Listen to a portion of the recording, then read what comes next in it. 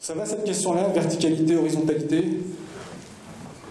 C'est la question de l'égalité dont on parle là. C'est-à-dire le fait qu'on soit passé d'un monde où, au fond, la différence fait une hiérarchie. Par exemple, les hommes et les femmes, structure anthropologique de base, différence des sexes, masculin, féminin, qui organisent, les anthropologues l'ont bien montré, une partie des formes symboliques fondamentales, masculin et féminin.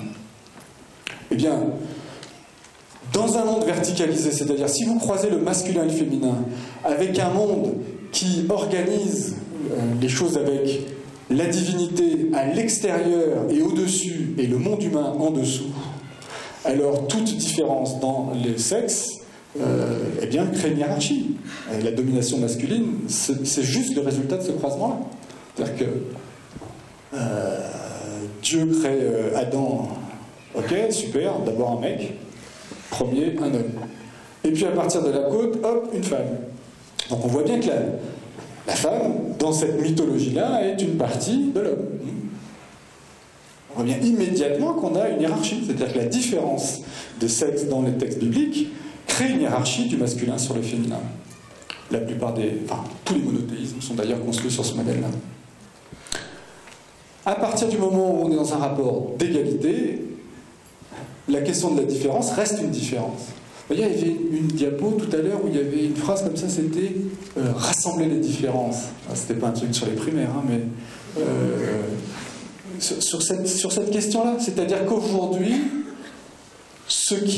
une des normes fortes de la société contemporaine, et donc forcément de la jeunesse, on ne va pas dire une norme pour la jeunesse, parce que ça ne veut rien dire au fond une norme pour la jeunesse. C'est simplement une norme sociétale dans laquelle la jeunesse arrive et elle prend place dans cette succession des générations et elle trouve le monde symbolique qu'elle trouve et elle s'empare des valeurs et des normes qui sont dans ce monde symbolique, elle se les fait sien et elle nous renvoie une image qu'on n'avait pas prévue. Bon, parce qu'on a encore une partie de nous au XIXe siècle. Donc, cette idée d'égalité, bon, vous la vivez tous dans les groupes où vous travaillez. Quand un chef dit « on va faire comme ça », première remarque, c'est « on ne nous a pas concerté, on ne nous a rien dit, ça tombe d'en haut, pas question, etc. etc., etc. » Bon, pas chez vous peut-être, mais... moi, je vois ça souvent quand même, en travaillant avec des équipes dans le champ médico-social. Le summum, c'est, regardez, si on doit embaucher un coordinateur ou un chef de service, eh bien, un coordinateur, c'est mieux. Pourquoi? Le coordinateur n'a pas de fonction hiérarchique. On voit bien que d'un point de vue de la forme symbolique, on est dans des processus d'horizontalisation. On veut effectivement participer aux décisions. Le problème, c'est qu'à l'extrême de cela, on confond les différences de place et les différences de fonction. C'est-à-dire qu'il n'y a plus de place, finalement. Dans la mesure où tout le monde est à égalité de place, qu'est-ce qui garantit la différence des fonctions? Et je crois qu'une des formes de dérive, c'est pas une dérive, parce que si je dis dérive, ça veut dire qu'il y a une sorte de... ce dans quoi on est, dans quel processus nous sommes aujourd'hui, dans ces transformations qui vont très très très vite, c'est le fait qu'on se mélange les catégories de pensée entre place, rôle, fonction. C'est pas clair pour nous ça.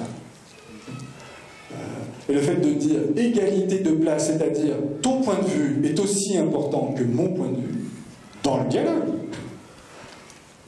n'efface pas du tout le fait que je suis parent et tu es enfant, le fait que je suis éducateur et tu es éduqué, le fait que je suis enseignant et tu es élève.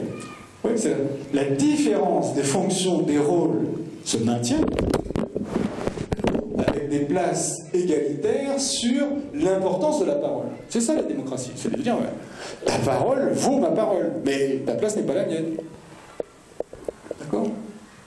Je crois que cette question-là est une question qui aujourd'hui perturbe aussi bien des adultes qui du coup pourraient déserter la place, ou bien des jeunes qui à un moment donné confondent ces deux niveaux-là aussi. Non pas que c'est pas de leur faute, s'ils les confondent, c'est simplement qu'on ne les a pas aidés à faire ces différences. C'est pas...